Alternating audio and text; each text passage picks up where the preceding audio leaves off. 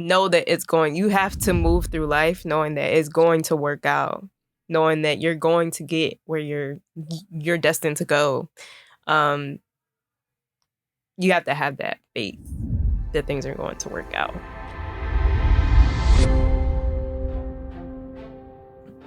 You are listening to The Gradient Radio, an open space to converse about creativity with creatives. And I'm your host, Antonio Knoxx. And today we have a special guest. Today, our guest is a New York-based fashion designer whose aim is to celebrate strong, bold women who aren't afraid to stand out from the crowd. Today, our guest is fashion designer Jessica Holt. Thank you. How are you today, Jessica? I'm good. Literally just hopped off the plane. Literally. Just want to say thank you for us creating this time, for us having this conversation, and for the world to be able to get to know you. So for those who may not know who you are, could you introduce yourself? Well, as you said, my name is Jessica Holt. I'm from Baltimore. I have a twin sister. I have a background in fine arts, and I went to college. I went to VCU for fashion design, and now I live in New York. And I'm working for a luxury women's wear company, and my role is a product development assistant. My goal is to have my own brand in the end. So I'm working towards that, and just trying to navigate life as an adult. As an adult, it's different. Yeah. Way different. So before you got to college, were you into the arts? Were you like one of those creatives who, like, as a kid, you were like drawing, illustrating? What was your process? Yeah. So it started sometime in elementary school, I guess I realized, or my teachers, my mom, my parents realized that I was like, had a knack for visual arts. Yeah. And, I would get like my little picture hanging up in the hallway, So I'm like, okay, maybe I'm good at this. So then there was a middle school called Subbrook Magnet Middle School. It was a magnet school. And when I was looking at all the different like majors or magnets to choose from, I was like, I think the one that I'm best at is like art, I guess. So my art teacher at the time, Ms. Coulter, she pushed me to apply for that, and I had to like make a whole portfolio and stuff. And so there was like this really intense application process for middle school. But I ended up getting in, and I did a lot of painting, drawing.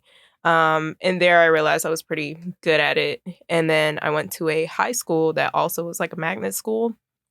And here it was called Primes.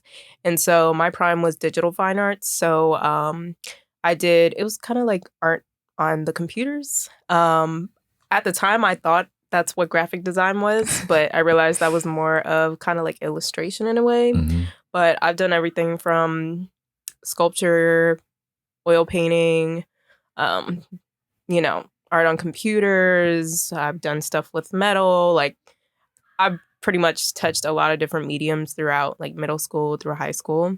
And then it wasn't until high school that I feel like this is kind of veering into the fashion, but it wasn't until high school that my digital fine arts teacher, Afshari, he worked in fashion like as freelancer before being a teacher at Carver Center, which was my high school.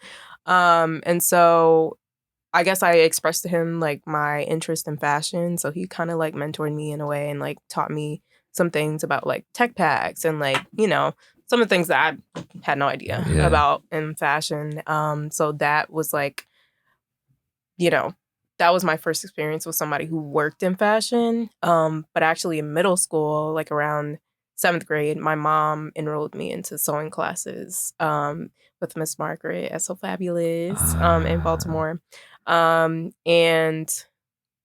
like that time leading up into, high school where I met my, teacher, along that way, I realized that fashion was the thing that I was like most passionate about. And when I came to applying to colleges, I was like, I looked at graphic design and I was like, no shade to the people that do graphic design, but I was like, this isn't exactly what I thought it would be. Yeah. So, I ended up with fashion. And so I ended up doing fashion design at VCU. Yeah. So yeah. When I hear about your journey so far, and from middle school, high school, and kind of like going into college, it seemed like there were like pivotal points in your life, especially specifically with the teachers. Absolutely, yeah. And so, could you kind of touch about that a little bit? Is this the first time you actually thought about like that process? No, about how, there's been like pivotal. Yeah. No, actually I think about it all the time because I think even as we were younger, my sister and I have a twin sister. As we were younger, like my mom, and my dad, like they're just big on like relationships, just in general, and like making sure that you keep in contact with the people who have like made differences in your life, or like just maintaining those relationships. And so, like, just throughout my life, there's always been at least one key, educator or like mentor in a way that's kind of like helped push me along. And I'm really so grateful to them for that. Like, I'm not one of those, oh, I'm self-made, like I did it all by myself. Like, no, it definitely took a village for me to get to where I am. And I always try to make sure I keep in contact with those pivotal people in my life because they're family at this point, like they helped plant that seed in me to, that I was good at this and that, I can do this. Yeah. So yeah, like I'm just forever grateful to those people, and I'm like, whatever I can do to like pay it forward, I want to make sure I always do that. Yeah. Yeah. Yeah. No, relationships are really pivotal. Yeah. And it's great that you can go back and speak to these people, or even remember like their names. Yeah. Because like you said, no one goes through this process or any process doing it by themselves. Exactly. Someone was there for them to assist them in getting to the next step. And it's great to, pay homage to those people. Yeah. And definitely like the relationship, like maintaining relationships and developing relationships like that just continues into your adulthood. And especially like in a creative industry, I feel like it's heavily based on the relationships that you have with the people in the industry. So I've seen how like that, honestly, I look at it as a skill set. Like developing relationships, but like genuine relationships. Genuine relationships. You got to put a emphasis on genuine. Yes, emphasis on genuine. Because ever since I've gotten to New York, I've realized, and my friends pointed this out to me, they're like, you're really good at like connecting people and like making connections. And, I don't think of it as like, yeah, I can go to a networking event and be like, okay, let's network. But I feel like that there's like a stigma around like networking because once again, it feels ingenuine. Like it feels like you're only talking to somebody if they can do something for you. Yeah. But I just look at it as like, I'm at an event, I'm like, hey, like, oh, I love that dress, and then we're talking about the dress, we're talking about life in general, and then it's like you're getting a sense for their personality, and then talking about what they do always comes later down the line, and it's like, who knows, maybe they're in architecture, maybe they're a chef, but it's a connection is a connection, and you never know who somebody else knows. But yeah, I think at the end of it all, like, we're human, and it's about that genuine connection. Like you can feel when something is not genuine. 100%. And those aren't the relationships that are fruitful. The ones that are fruitful are the ones that feel genuine, the ones that are, developed and have like, I don't know, it's just real. Yes. Yeah. Yeah. And like honestly, that got my wheel turning. My wheels turning in my head just thinking about like relationships and like networking, right? Like because when you do go to these type of events, they do feel, what's the word, not authentic, right? Inauthentic, right? And so I wonder if somebody can cultivate an event or a space where you can just talk to people without feeling as if like you need to like network like your skills. Like is it called like a relational event? Is it called like a collaboration event? Like what is that? Yeah. Because I personally don't like to go to networking events because of that. Exactly. Like I have to feel like I have to have my elevator pitch ready to speak to everybody. It's like, is there a better way to achieve that, to build a relationship with somebody? Yeah. Actually, a friend of mine back in New York, like we actually had a conversation about this and we were trying to think of like some type of event that, we could host down the line or something. And, we were mentioning that there is like a lot of pressure around networking. There's a lot of people that don't feel comfortable in those type of situations, you know? Especially for introverts. Exactly. So we were just trying to think of like ways to make it more like, oh, what if we have like a game night for creatives and everybody just comes in and like, oh, maybe there's like specially curated games, or maybe there isn't any curation. Maybe it's just we're all just hanging out. Yeah. You know, just to take the pressure off, because Facts. I feel like, you know, if you're extroverted, you know, you might be able to perform better in those spaces. But like if you're introverted, like being at those spaces can be very overwhelming. Very. So Very. Yeah. So I mean, that's definitely a white space that needs to be explored for sure. Yeah. What would you consider yourself, an introvert or extrovert? I used to be very introverted. Like when I was younger, I was a super shy kid, but I always surrounded myself by like more extroverted people. Mm-hmm. My sister's extroverted, my dad's extroverted, my mom's more introverted. So I feel like I've definitely grown to be way more extroverted. Sure. Yeah, you got to. Yeah. Especially being in a city like New York. Exactly. But yeah, it was definitely developed. But I'd like to think of myself as like a extroverted introvert or whatever, because I still need time to like recharge and just be by myself. Yeah, 100%. Yeah. Yeah, definitely need that me time. Yeah. So there's a process as a creative, especially when you allow yourself to go down a journey of exploration for like different either categories or different like creative fields, right? You spoke about how there was like it's like an illustration phase. There was like a graphic design phase. There was a fashion designer phase. Do you think you needed to go through each of those phases to get to where you're currently at now? Yeah, definitely. I think that having a background in fine arts has informed like my design, or like my aesthetic, or how I even approach design. Like in sculpture, we had to think about like a piece like 360. So like when you walk around, it has to be interesting from each angle. So now, you know, when I'm designing, I'm like, you can't just put all the everything on razzle front. dazzle on the front. Exactly. Like the back has to be, you know, something has to be back there to make it interesting as well, because essentially clothing is like a sculpture. It's a sculpture, you know, it's going on a body, it's going on a 3D form. So yeah. And yeah, just like the basic knowledge of like design and art, like the testing my knowledge. But you know, like all of the art fundamentals that we learned, like I could see that like subconsciously coming through my design. So I definitely think it helped make me the designer that I am today, or like help add to the aesthetic. Yeah.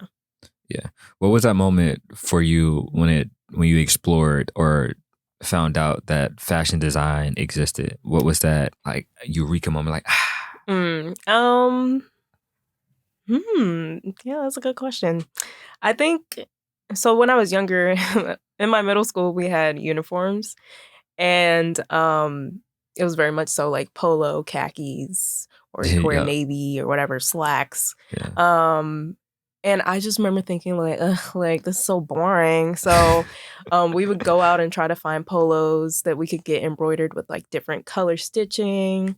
And I was really big into like accessories. I had the necklace, the headband, the bracelets, everything, the socks, like literally. I was just trying to like, I don't know, stand out or just express myself more, you know, through what I could, like through accessories, because I couldn't do it with the clothes since we had uniforms. And I think that's the moment where my mom might have seen something in me that I hadn't seen right away, but she was like, you know, let's put you in sewing classes. So, you know, my sewing teacher, I think the first thing I made, well, not I think, the first thing we all made were pajama pants, and that was cool and all. But when I really got to like sit down and, you know, make my own skirts, make my own X, Y, and Z. Okay, that's what it was. I would go into stores and I'm like, I don't see what I want. Like I knew what I wanted, but I just didn't see it. And I was also tired of seeing, or I didn't want to wear what everybody else was wearing. And it was at that moment that I was like, okay, you know, I think this is the space that I need to be in, because there are things that I know need to be out there that aren't out there yet.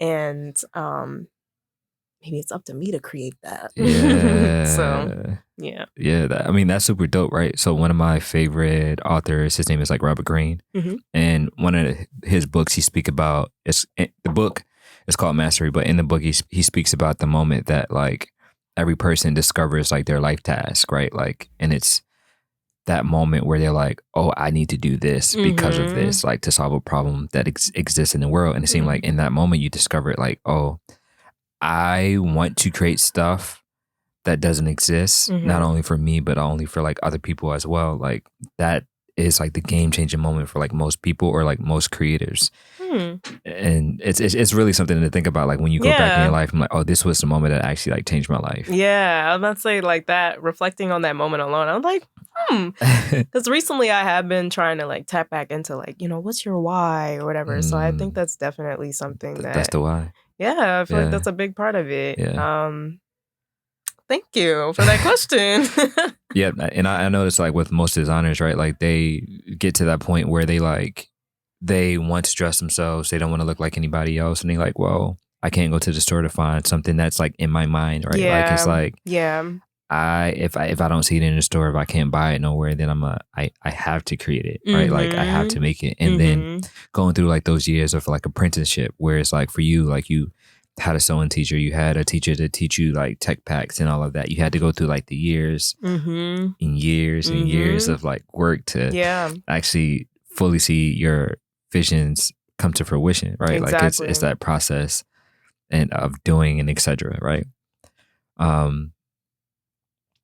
So you discovered that you wanted to go into fashion design, right? You wanted to be a fashion designer. What was next? Because you were in what was it? You said a carver school, a Carter? It was the name of the school was George Washington Carver Center for the Arts and Technology. That's pretty long. It was very long, but it was called like a magnet school.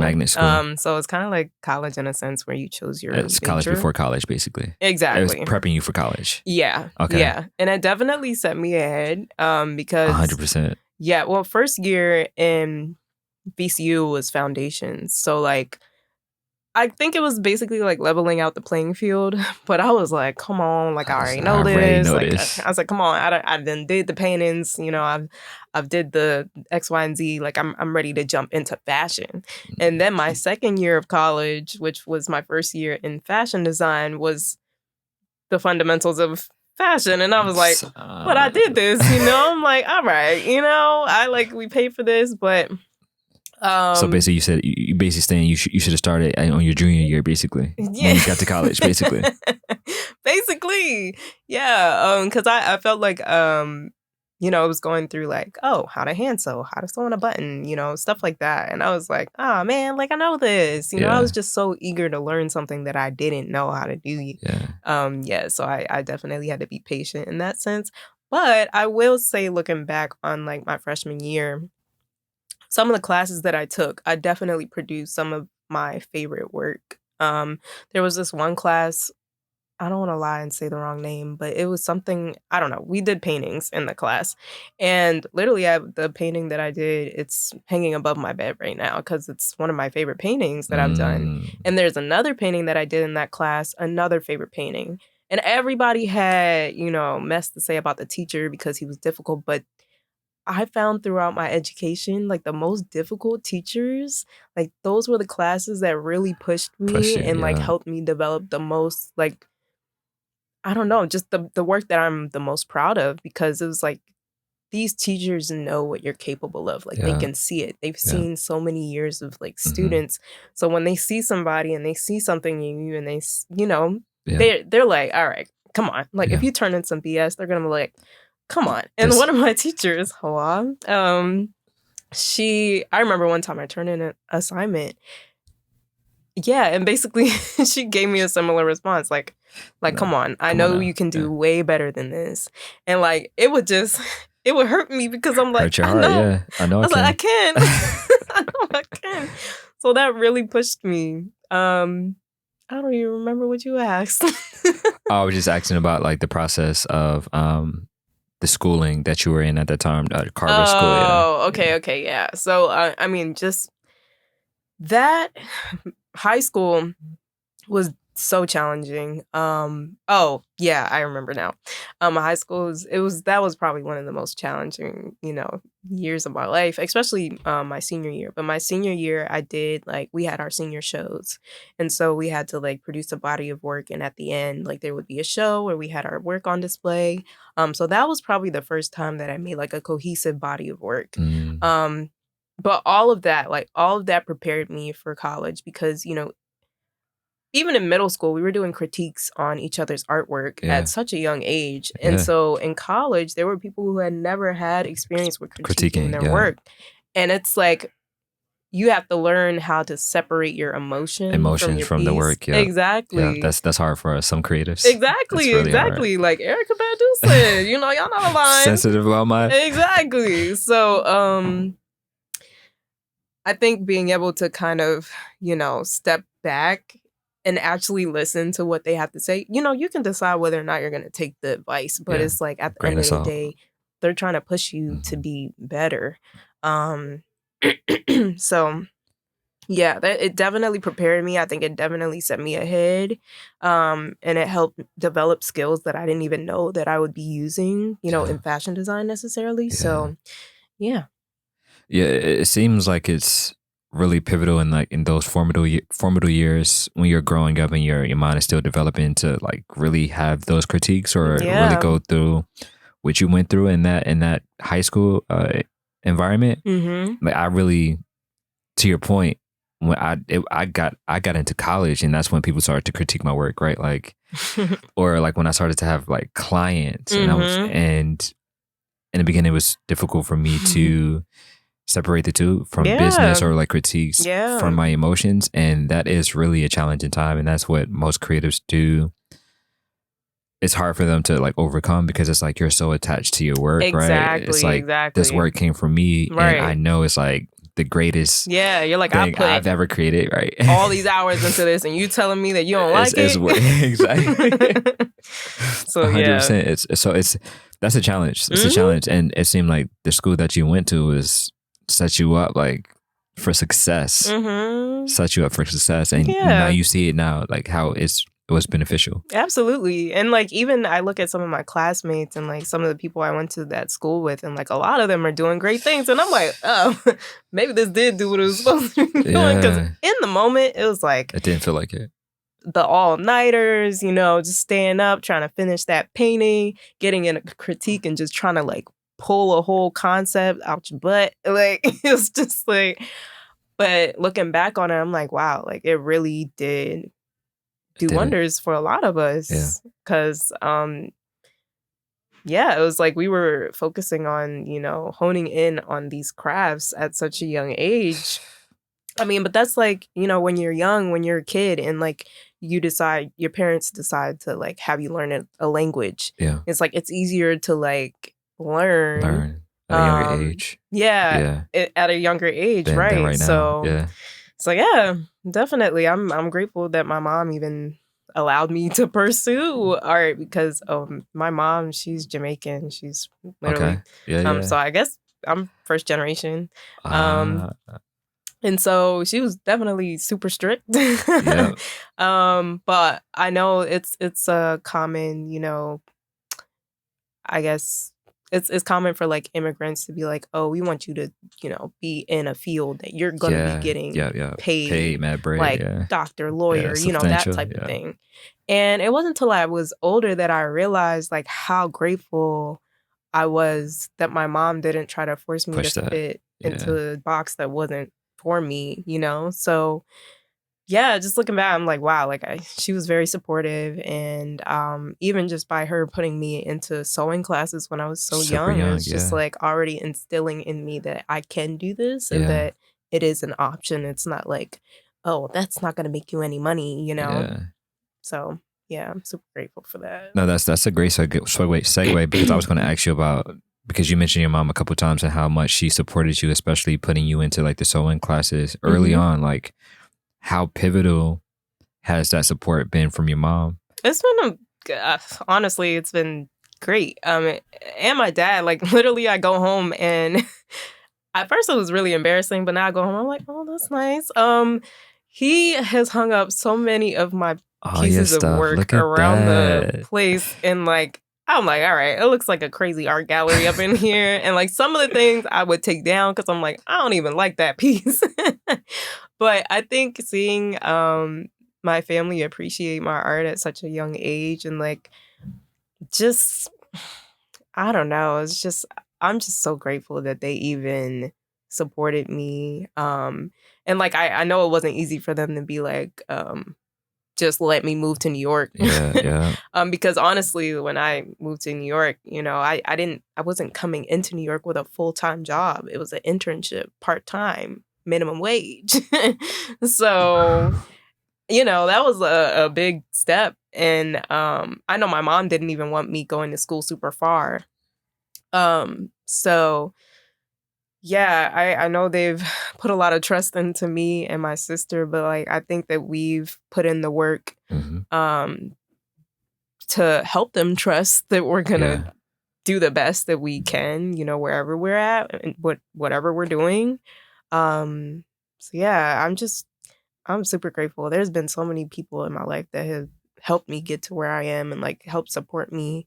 So yeah, honestly, looking back, yeah, of course, I don't think I'd be where I am today if I didn't have the support of my parents or like the support of, you know, different educators in my life. Yeah, Yeah. yeah, super grateful because not everybody is blessed with parents or one Or parent that anybody. exactly or anybody in their life that might support their dreams, especially if it's like in a creative field where money not might not be like so promising in the beginning, Yep, in the you beginning. know? Yep, yep. So I'm just super grateful for that. And that's one of the huge, like, that's just like a huge driving motivation Mm-hmm.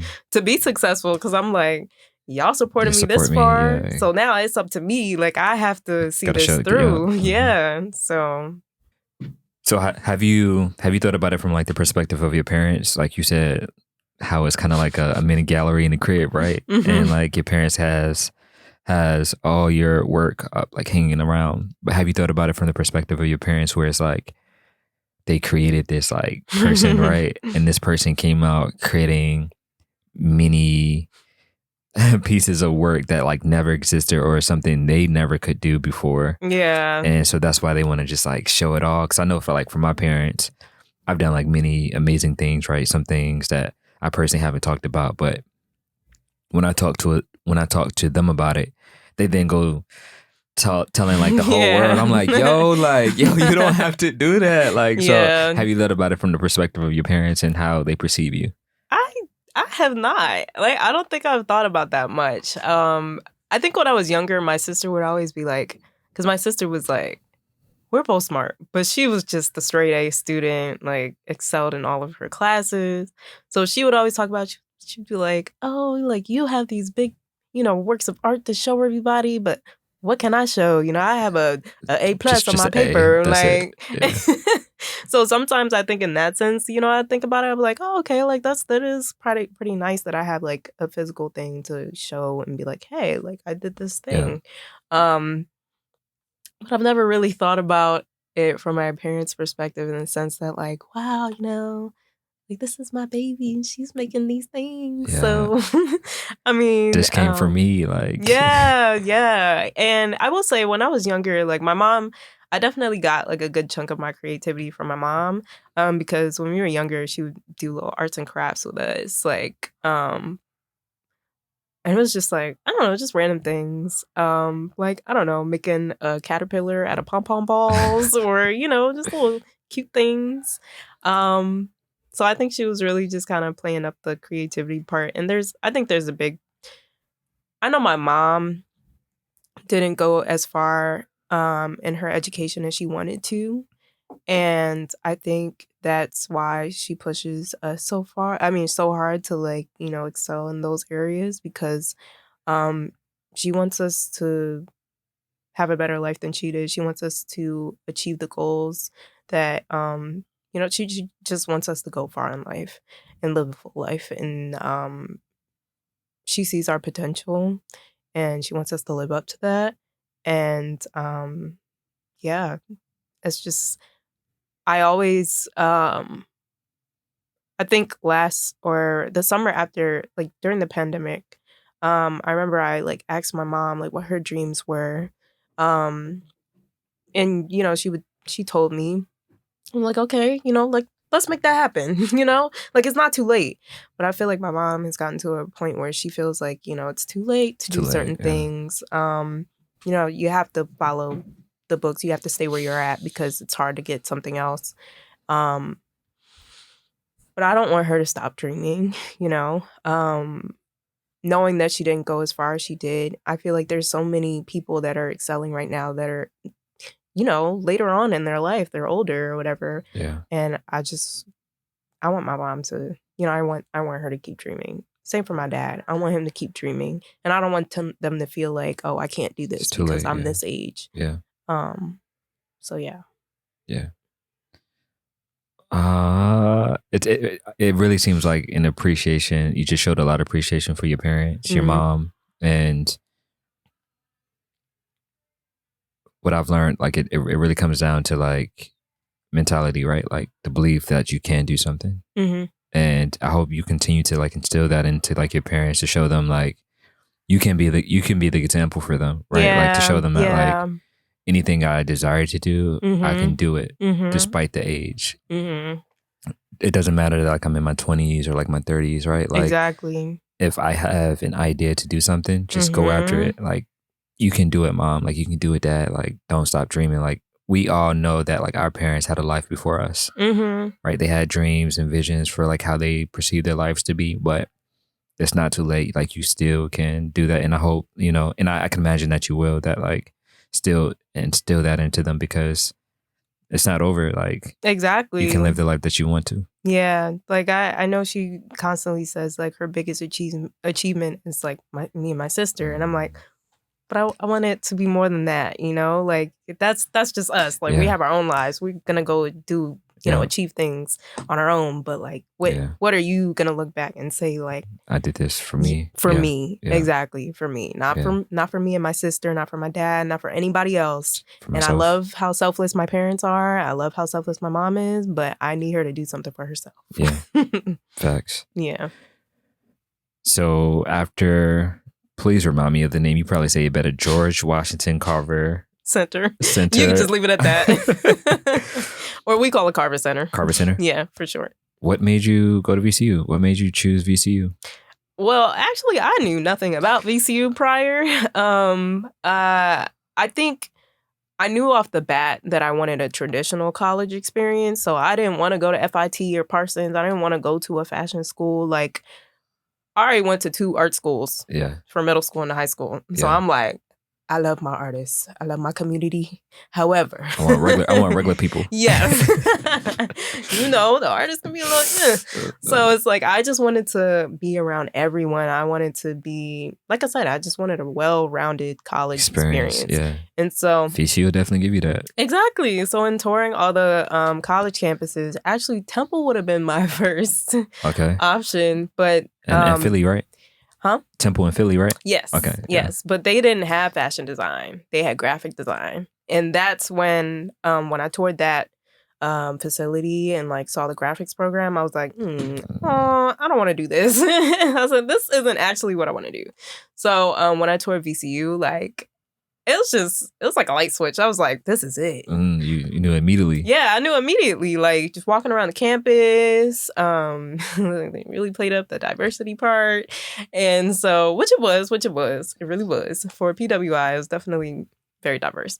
Yeah, I just knew it like after I got here. And when I looked at the fashion program, I was like, oh, like this looks very legit. And I really also loved that it was like, I think it was like the #1 public art program at the time. Yeah. So that was also a plus. Yeah I definitely hear like it's really competitive to get in. Oh yeah.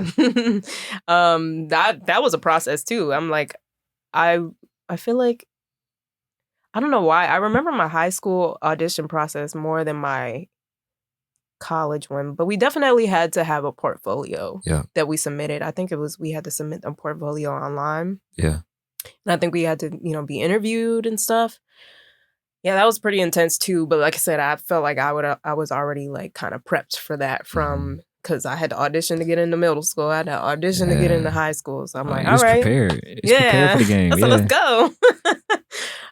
So yeah. I mean, it seemed like you were, shout out to like your parents, right? And like the teachers and professors before, like, because you were already prepared for college. So it's like when you got there, it's like, boom, bada bang. Like, I'm ready. So you didn't have like any nerves or like. I was definitely nervous. I don't think the nerves go away. Like, whenever there's any type of audition or anything, like, I'm never to the point where I'm just like, I got this, easy. No, I was very nervous because also when I came in the audition and I saw the art hanging up on the walls, I saw everybody was just like, maybe in middle school or high school, I might have been like, not to toot my own horn, but like one of the best. Yeah. But coming into college, I'm like, dang, like y'all are great. Like this kind of like the best of the best, basically. Yeah. And I was shocked. I was like, okay, maybe I'm, not about to be the best of the best right now. But so it was a little overwhelming. And I was like, wow, like these kids are talented. Yeah. So that was the scary part. I was like, that's when the doubt started to set in a little bit. How is that for you when you see someone that's better than you, right? Because I know for many people it can go either way, right? Like you can see someone who's like incredibly great at something and become tremendously discouraged. Or you can see someone who's super great at something and then be like, okay, like I have a level where I can aspire to become. Which of those are you? I'm definitely the latter. Okay.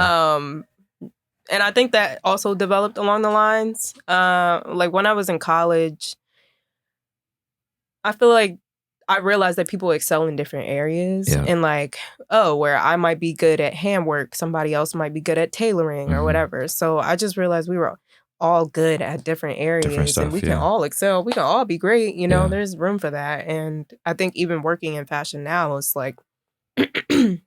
While it is a very saturated market, like you look at these brands and they're so different from the next, you know? I think it's crazy because I feel like I might be going a little bit backwards now that I am working in fashion because I'm like, wow, there are a lot of amazing brands out here. So what is going to make mine stand out the most? It's different. What is mine? What's going to be my thing that, makes this completely different from all these other brands. So I think that's definitely a challenge that I've like put inside of my own head. So it's been like kind of a up and down. Yeah, I would say take that out. Like don't think like that. Like you are. I mean, one of the biggest examples that I know is that when you go to the grocery store, right? Like you go down the bread aisle. How many like packs of bread we see? Yeah. Right. And they're all different. Yeah. Right. So, and they all have something they have a story behind them that makes them uniquely different. Exactly. And they all provide a service that someone out there desires. So it's kind of like the same thing for yourself. Yeah. No, that's the fact. I definitely do try to remind myself that like, the thing that does make me unique or make my brand unique is that it's coming from me. Like, it's my own perspective. Yeah. So, it could be as simple as that. Yeah. It doesn't have to be like, oh, I make clothes that look like spaceships or something like that. Random, very random. But, but yeah. So, no, it's like a constant reminder. Yeah. I mean, even down to the point where you were like, when you used to do sculpting, right? And you say, humans are three-dimensional sculptures, right? And how you create the work that you create, you have to think about it from a 3D perspective. I personally would have never thought of that, and I used to design clothes, so like that perspective I don't have, and somebody else may not have either. Yeah, so that's true. That's something to it as well. Yeah.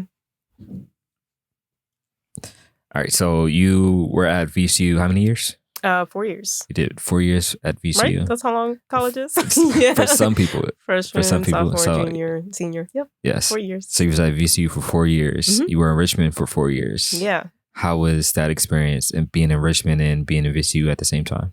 I think it It was great. And I think what I really liked about Richmond was that I feel like there was a pretty large creative scene here. Like even what is it, First Fridays or First Saturdays? First Fridays. Okay, Yeah. and New York is First Saturdays. Really? So Okay. so First Fridays, I remember, just being so excited to like see the new art that was on display and just go gallery hopping.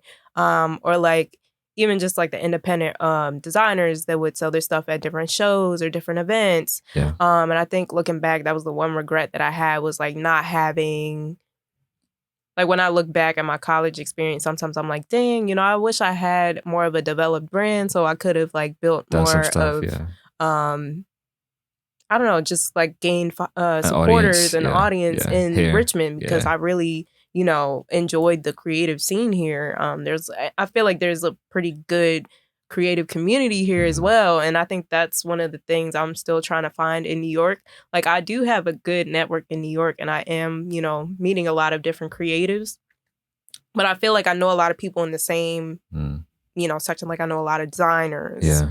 But here I feel like there was like videographers, Yeah. Yeah. photographers, musicians, Yeah. and I think that's one thing that I really enjoyed about here. And even I had a work study job at the Anderson Gallery, and even that was exciting. Seeing local artists, or just just all this different art cycle through the museums. So yeah, I really enjoyed the creative scene in Richmond. Um, yeah. Yeah. hmm Yeah. It seemed like you had a good time. You learned so much. You met a lot of nice different people. Yeah. But it seemed like you just wish that you were in a space to cultivate an audience, because you eventually were going to create your brand, select what it Exactly. is. And, that could have been a driving force going forward, basically. Yeah, definitely. But I still wouldn't change my experience For for the sure. world. Like Yeah. I think I had the best college experience. Yeah. I feel like I had an amazing group of friends that Mhm. I'm here to see this weekend. So I had a great group of friends. I definitely played up the work hard, play hard. Yeah. Like I was very big on that. I Yeah. was very involved on campus. I was in clubs. I got the full experience, Yeah. like I took advantage of college, of VCU. I did everything I wanted to do. And in the end, I got to walk away with like a collection that I Yeah. was very proud of, that I got to show in Qatar. So that was exciting. So yeah, like I produced the work. I had great memories. I had a great time. Like college was great. Like I had a great experience. I feel like I really found my crowd. In college. So what would you say was the highlight? Definitely my collection and my friends. So not one specific thing, but like both. I feel like in Maryland, even my high school was very cliquey, and I was in a relationship like all 4 years. So exactly, at such a young age too. From freshman year to senior year? Yeah. Wow. Yeah, a little bit after senior year. But once I moved here, I was like, okay. All right. But no, so like coming here, like I said, I found my crowd. I feel like I really came out of my shell, and like I feel like I've just blossomed into who I am today. Yeah. In like all aspects of my life. Mhm. It was my first time, not living with my sister, or not being in Maryland, being so close to my family. So I feel like I was, definitely out here, but I feel like the friend group that I had made my experience what it was. Just their support, just even being able to go home and laugh with my friends, like after a long, hard day, like that was everything. I feel like I had the perfect balance. Yeah. So yeah, those were the two highlights. And then my collection, I feel like as artists, you always see the flaws, but I think it was definitely like that was my first cohesive body of clothes. Yeah. So I was just so proud of it, and I think it exhibited my skill set, and it also inspired me to keep, designing because I'm like, I still have more to say. Like, this was a taste. And I don't even think I'm just scratched the surface. Like, I'm ready to keep going. Yeah. So yeah. Yeah. So you did your 4 years, had a great time, great college Great experience. time. Why New York? So I knew that for working in fashion, I knew there was like limited places for me to be. So it's like New York, LA, or overseas. And yeah, I don't think I was ready to go all the way to LA or all the way overseas just yet. So New York made the most sense. And I don't know if you want to get into the whole story of how I got there. Yeah. Okay, so after I graduated, I thought I was moving to New York right away. I thought I was going to get a job right after I graduated because that's what they said happened. So, that's what I was waiting. That's what I was, looking forward to. So I thought, well, we graduated in the summer, I think. I don't remember. July? I don't know, sometime in the summer. It feels like a distant memory. But we graduated. I thought I was going to be moving to New York that August. So my best friend and I were looking at apartments one day. We lined it up. She went to school there, so she kind of knew New York a bit better than I did. And so we had about 10 places lined up to go look at, like apartments. And it wasn't until the very last one that we were like, oh, okay, this is looking like the one. Yeah. And they wanted us to sign right away and put a deposit down right away. And I was like, wait, I'm not ready for that. Like, I don't know. It was like life slapped me, and I was like, I'm not ready. I'm not ready to move this fast. I don't have that money. I don't have much saved up. Like, I'm just not ready. And so, after that, I kind of like went home and had to like regroup and just process everything. And yeah, so I kept applying to jobs, and that was taking way longer than I thought it was going to. Then the pandemic happened. And I was like, you know what? Maybe God was looking out for me because, I wasn't supposed to be in New York right as the pandemic happened. Because then I would have been wasting money on rent, staying inside. A lot of people that I knew had gotten jobs right after graduating got furloughed. So then you just stuck with a super high rent in New York. Can't ever pay. No job. Yeah. So I was like, you know what? Everything happens for a reason. God's timing, not mine. So eventually, I think it took almost 2 years. It took almost 2 years for me to get to New York. And what it was I went to go stay with my sister at the time. She was doing grad school in Philadelphia. And I was scrolling on Instagram one night, and I saw there was a designer that I followed, and they had a internship open. And so I applied to it. Mind you, up until this point, I was doing interviews left and right. I was getting further and further and further along, but not quite. Like, I would always end up getting a rejection. And so losing steam a little bit, but also just like over those 2 years, I was like, it was a roller coaster. I felt like there was a lot of periods of time where I was just not hopeful. And I think at some point I was like, I'm just going to be as productive as I can and make the most out of this situation. Do the best I can. Exactly. Yeah. So I was attending online seminars, watching, because it was during the pandemic. Everybody was doing virtual everything. So I was networking virtually, like doing any and everything I could. Because I had the time. I didn't have anything to lose. So I saw the opportunity on Instagram, and I was like, okay, let me apply. So I applied. And then I was like, no, like, I got to do more. Because also not going to a top fashion school, I felt that pressure. I was like, now I got to do something else to make myself stand out. Because I felt like, if you don't have a top fashion school on your resume, you get passed over. So I reached out to the whole team on Instagram, LinkedIn. I did an illustration. I put it on Instagram, had everybody tag the designer. I followed up. I did I did the most. You put the work in. Yeah. I was like, you know what? I have nothing to lose at this point. I really want this. So I'm going to just throw it all out there. And like, if I don't get it, it wasn't meant to be, but I can say that I gave it my all.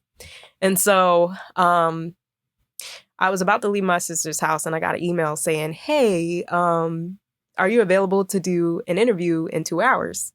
I said, okay, this is it. So I threw all my bags down, ran into my sister's room, threw on a dress from her closet. And luckily, I had been prepared from all the previous interviews that I had done. So I opened my book, already had questions written down from previous interviews. So I tweaked them a little bit, already did my research.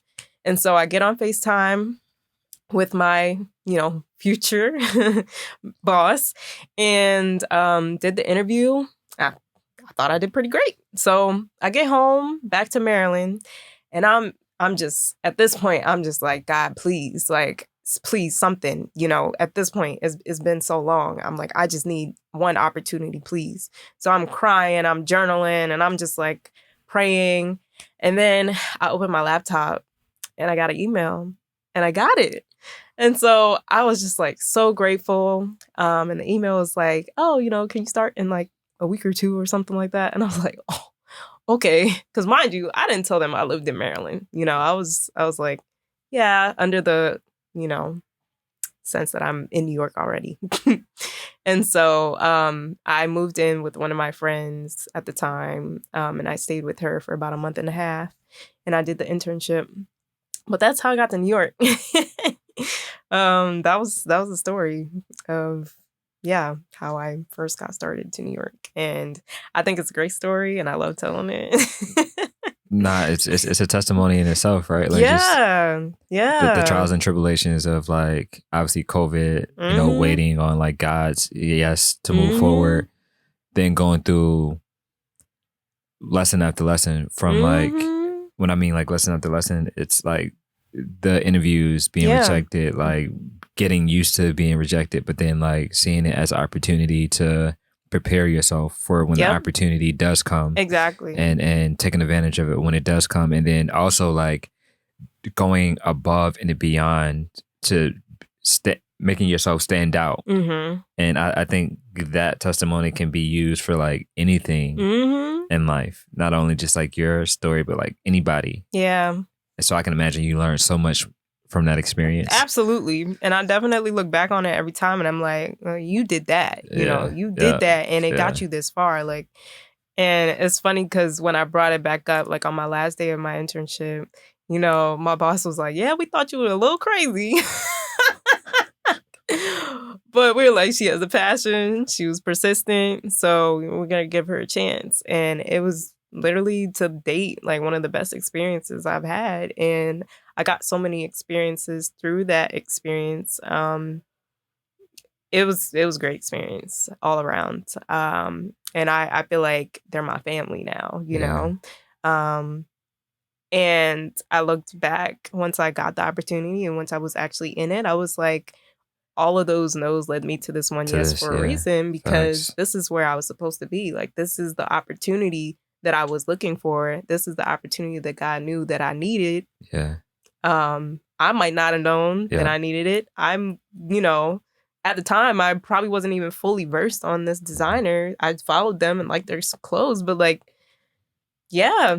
And it just, I was like, wow. Like, I look back that year, I was with them for a year. I think I was like about a year and some change, I want to say.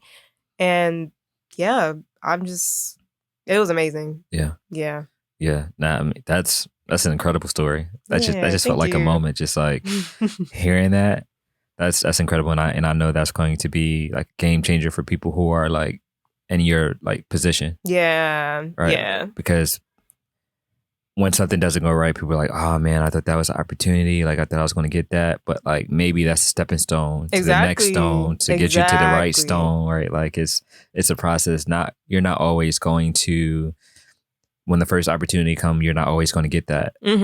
Maybe the opportunity is teaching you to be prepared for the next opportunity. It seemed like I know you're super grateful that you allowed yourself to go through the process instead of being like discouraged. And I can imagine there was some discouragement in the process of like hearing those no's, but like you didn't stop. Yeah. You didn't stop. Yeah. Because had you stopped, you probably would still be in Baltimore. Exactly. Right. Like, and not in New York. Yeah. Exactly. And yeah, I'm so grateful that I even, kept pushing. Yeah. And like, I think, just I feel like during the whole pandemic and that period of time that I was just home with just me, my thoughts, I'm like, I had to create a routine for myself. Yes. I had to make sure I got to a place mentally where I was still being encouraged because it was a lot going on in the world, alone, but then also trying to get my career started within everything happening and fighting with multiple classes of people for the same jobs. For the same thing, yeah. It was just like I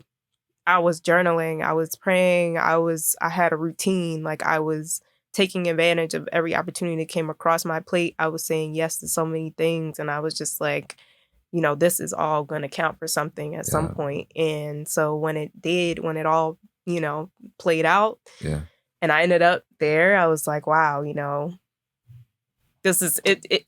Even now, when I look back, I'm like, when I do start to get discouraged, or if there are moments of times where I feel like I'm losing hope. Yeah. I look back on all of the major achievements that I've made, and I'm like, I was like, literally, I'm like, God did not bring me this far just to leave me here.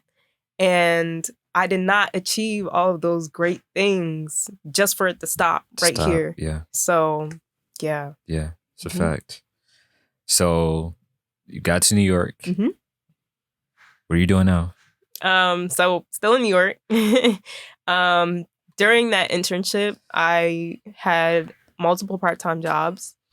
And while I was experiencing the best experience at that one internship, I was also experiencing some very challenging experiences in fashion as well at the same time. So I was getting opposite ends of the spectrum. And so once that internship finally ended and my part-time job ended, I was unemployed for like 6 months in New York. It was scary, but at the time, like, also, all that time that I was home, I saved up so much money. And so that's what I lived off of for those 6 months that I was unemployed. But those 6 months were some of the best 6 months of my life. I encourage everybody who can afford it to be unemployed during the summer in New York at some point in their life. It was great. I got to take advantage of so many random opportunities. Like I worked at Rolling Loud. I helped my friend Jacques with their brand. And they showed during Fashion Week. And that was incredible. That was an incredible experience. I helped some of my other friends with different projects. So I really got to take advantage of the city and just say yes to so many random opportunities. And that I really enjoyed that. And so that was another long process to get a job. And I was like, you did it before, you can do it again. So all that knowledge that I gained from, interviewing and even just my experience in working, I was like, okay, let's just do it again, So I first interviewed for the job that I'm at now. And I want to say it was like June or July of last year. And it wasn't until I didn't start that job until November, but the role changed multiple times. I went in, interviewing for one position and it changed to a different position and then it changed to another position. And so finally, I think another thing that I've learned along the way is that the uncomfortable conversations are just going to keep coming, especially when it comes to talking about money. Yeah. If you don't ask for it, they're not going to give it to you. They're not going to give it to you, Exactly. So that same job in the beginning, they were coming to me with like a higher salary range. And I was like, okay, cool. But then when they changed it, they lowered the range. And so I was like, okay, well, I really was looking for this. And they weren't able to give it to me. And it was a big decision for me to tell them no, but I did because I was like, I know my worth. Yeah. And if y'all were offering me this at this point, I got to get somewhere close to that. Yeah. So then they circled back with, a number that was closer to what I was looking for. And that's when I said yes. So I started that job November. So I'm coming up on my anniversary at the company I'm at now in November. So that's where I've been. I work as a product development assistant at a company called LaPointe. and their focus is on monochromatic looks for luxury women's wear. Yeah, pretty cool stuff. What I do is I take all of the materials that it takes to create a look, like a piece of, like, say you're making a blazer. Yeah. Excuse me. I have to gather the shoulder pads, the linings, the high-mo, the buttons, the fabric, and then you have what's called a cut ticket, which is basically like a work order for the factory, and you have to make sure it includes all of the information for everything that needs to be, included into the design. And that is attached to the tech pack, which has like construction details and instructions. So I work with the technical designer to make sure all those details are correct. And then I take all of that, all of those materials, and I bring it to the factories. And then I explain the design to the factory. I'm like, this is what we want done. And then I have to check in, make sure they're doing good. If they need anything, I'll bring it to them. But yeah, there's a whole process. We'll start off with like samples, and we'll do maybe one muslin. We'll work the 2 muslins, maybe 3 muslins. Muslins are basically like a first draft, second draft, third draft. And you're working out all the kinks, making sure things fit correctly. If something needs to be drastically changed, they do it during those times. So I'll sit into fittings. And yeah. Yeah. So Seems like a lot. Yeah, it's a lot of different things, which is part of why I do like it, because I feel like I don't have the opportunity to be bored. Yeah. And I think my favorite part is problem solving with the factories. Yeah. Like if there's ever something that's like, oh, we don't know what to do with this means. Yeah. Then I have to work through that with them. And then we bring all the final samples back when everything is done, which is what we're working on now. We're working on summer, pre-fall, fall, winter. So it's like 3 collections in one. So in that, it'll probably be 300 plus pieces of garments, like garments that we produce. So it's a lot. It really is. Yeah. But from my perspective, it also seems like you're learning these things for your brand going Absolutely. forward. Yeah. That's the ultimate goal, like I think I always know that, it'll be time for me to move on to the next experience once I'm not learning. Yeah. I don't ever want to get too comfortable. Yeah. And I think this position has definitely been a challenge. And at times there are points where it feels so challenging that I'm like, okay, maybe I need to leave. It's too much. But then I'm like, no, like I need to go through this. Yes, you do. So I think learning how to manage all those things, even when it comes down to like professional relationships and the, workplace,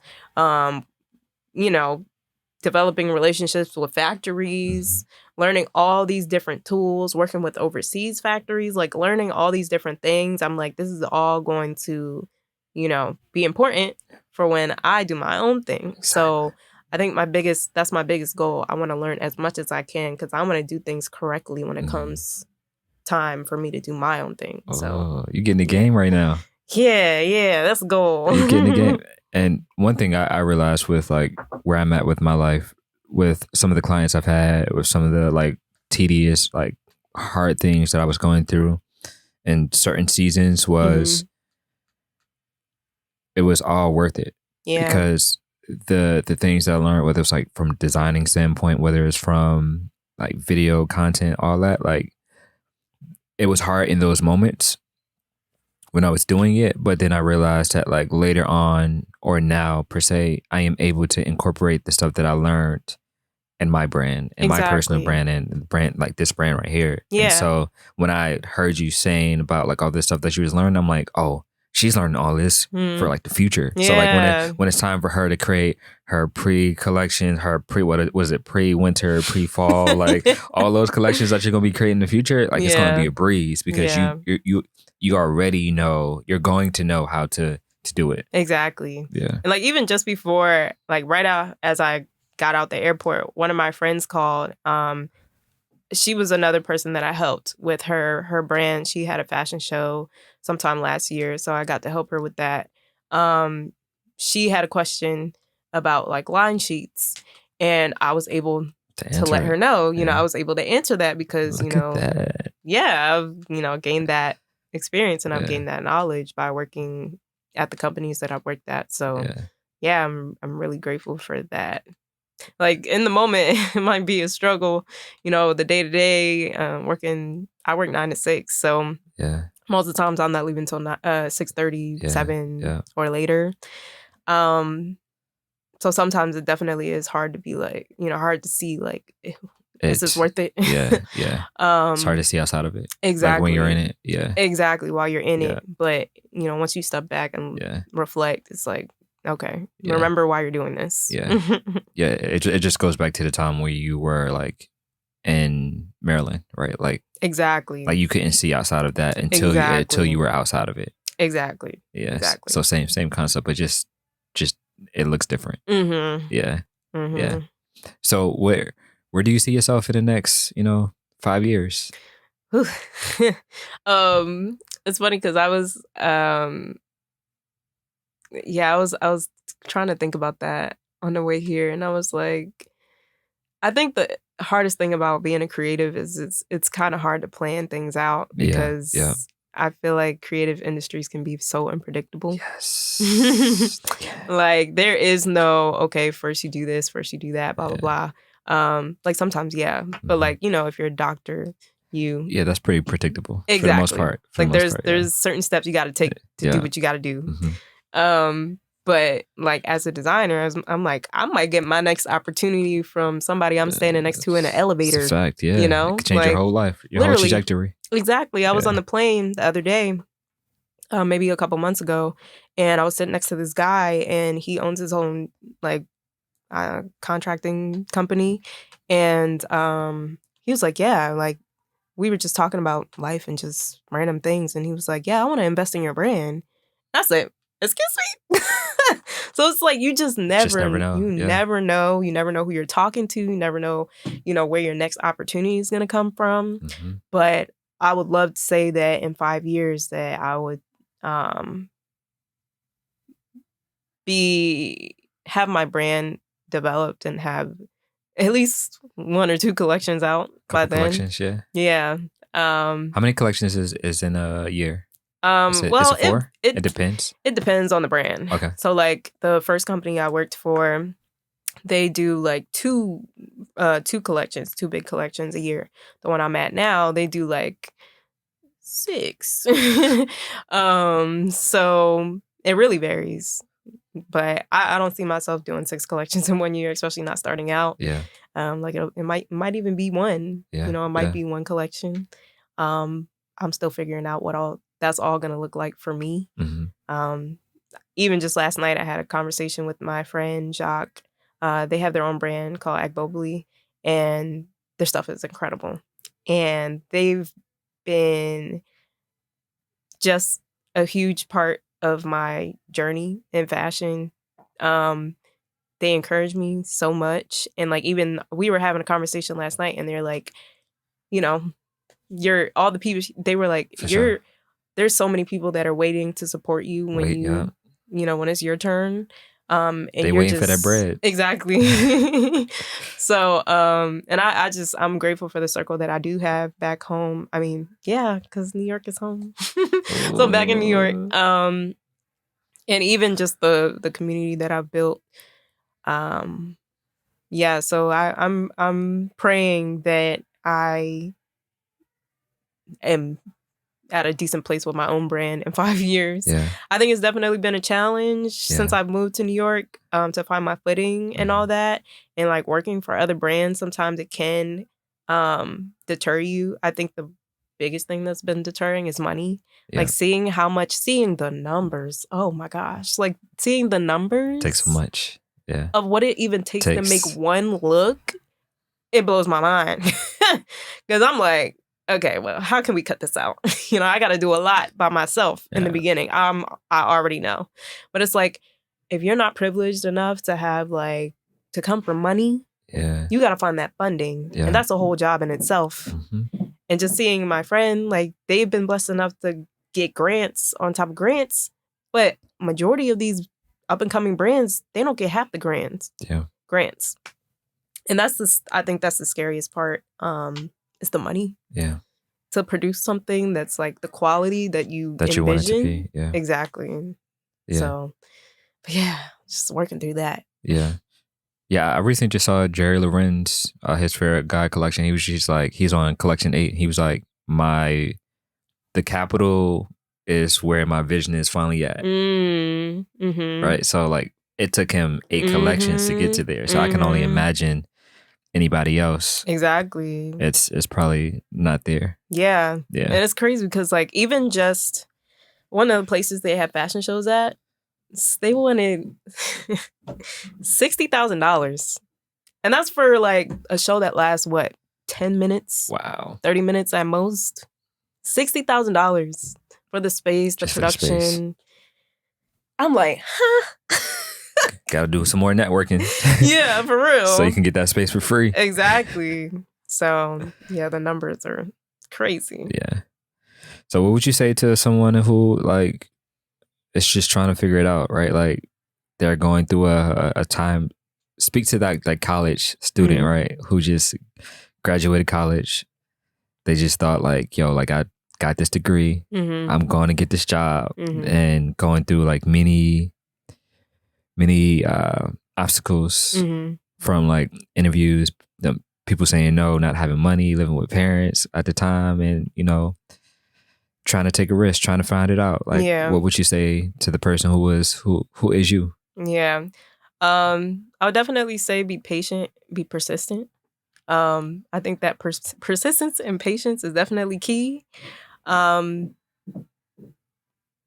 Keep reminding yourself of why you're doing what you're doing. Try your best to stay encouraged. Yeah. But it's that patience and persistence. Like, know that you have to move through life knowing that it's going to work out, knowing that you're going to get where you're destined to go. You have to have that faith that things are going to work out. And like I said earlier, like, remind yourself every so often, even if it's just to sit down and write down all the things that you did that were great, like in the past month or the past year, past 6 months, anything. Like at the end of the year, I like to sit down and write down all the accomplishments that I've made in a year. And I think reflecting is a big key, just so that you could see that you are achieving things. Because sometimes when you're in it, like you said, it's hard to see that you're achieving things. It's hard to see that you're moving up or that you're excelling, that you're moving forward. Yeah. So I think constantly reminding yourself that you are moving forward and that you are like, just keep moving at that point. Because it's just like, if you keep moving, you're going to end up getting somewhere, But if you stop well, where are you going? Yeah. Nowhere. So I think keep moving and keep people in your corner that support you. Like, even if it's just one person that you can go to, if it's an aunt, uncle, teacher, check in with them. Like, if you need some encouragement, like, go to your circle, go to those core people because sometimes they can literally remind you of how great you are. And that's exactly the conversations I've been having with my friends lately. When I feel discouraged, like, they will easily let you know that you are doing great. That you're just fine, and that you're gonna end up where you need to be. Yeah.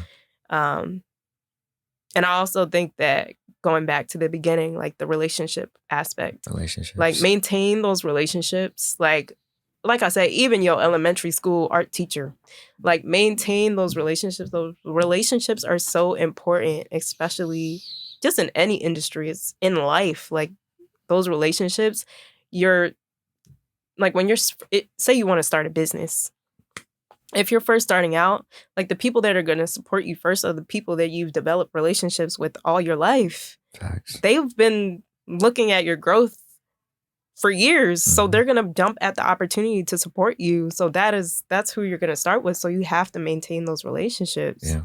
And like I said, you just never know. You never know like who somebody else is connected to. Yeah. I think that's another thing that I did, like, during my lull of, like, not having a job or anything. Like, just talking to people about what you're going through, or talking to people about where you want to go or what you want to do. Like, there were so many times where they're like, oh, like, actually, I know somebody who does X, Y, and Z, or who knows this person or that person. Like, I can connect you, da-da-da-da. So literally just talk about yourselves. You know, that might sound crazy, but, like, every now and then, check in. Like, Yeah. Just check in. Check in with your network. That's exactly another thing that I did that I almost forgot about. I checked in with my network. Hey, how you been? You know, like, how's life? Okay, you know, I'm going through this period right now. I'm looking for a job, looking for an opportunity. You know, if you know anybody, hear of anything, just let me know. Something simple as that. So check in. Yeah. So many great gems, so many things to take away from this interview, this conversation. Learned a lot about your life and like how you were just how you were set up from like a artist standpoint, and how you continue to persist forward in your daily life, and how like your brand is going to be so incredible in the future. So I want to say thank you for having this time with me, and, you know, hopping off the plane and coming straight here. Like, this was a moment I definitely learned a lot. Yeah, thank you so much. Like, honestly, even your questions, they were just very thoughtful, and they helped me reflect on things, and definitely you're gonna keep me thinking and reflecting going forward. It has my wheels turning. Yeah. I'm inspired. Yeah. So thank you for even having this platform and making this space for creatives. So I really appreciate it. Absolutely. And thank you for your flexibility. Of course. I'm just glad that we were able to, despite the obstacles and, you know, us persisting forward, that we were able to have this moment. So absolutely. Thank you so much. Yes. My name is Antonio Knoxx. That is Jessica Holt. And this was the Gradient Radio.